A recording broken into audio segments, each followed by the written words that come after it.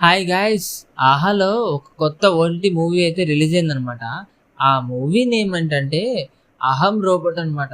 So movie టైటిలే చాలా డిఫరెంట్‌గా ఉంది. బావుంటదేమో అనే ఎక్స్‌పెక్టేషన్‌తో మూవీ మొదలుపెట్టాను. ఎందుకు మొదలుపెట్టానురా బాబు అన్నట్టు అనిపించిందనమాట. కంప్లీట్ చేయడానికి కూడా చాలా కష్టపడి కంప్లీట్ చేశాను. సో మూవీ మొత్తానికైతే ఒక వన్ మ్యాన్ షో లాగా ఉంటది. మొత్తం మన హీరో సుమంత్ గారి మీద ఉంటదనమాట ఆ మూవీ డిపెండెన్సీ మొత్తం. ఆయన్ని కాకుండా వేరే వాళ్ళని పెట్టుకుంటే మొత్తానికి ఇంకా దారుణంగా ఫ్లాప్ అయిపోయేది. అట్లా ఉండేదన్నమాట. ఓటీటీ కాబట్టి సరిపోయింది భయ్యా మొత్తానికి మూవీ. మారీ అసలు లాగ్ అయిపోయింది అనమాట.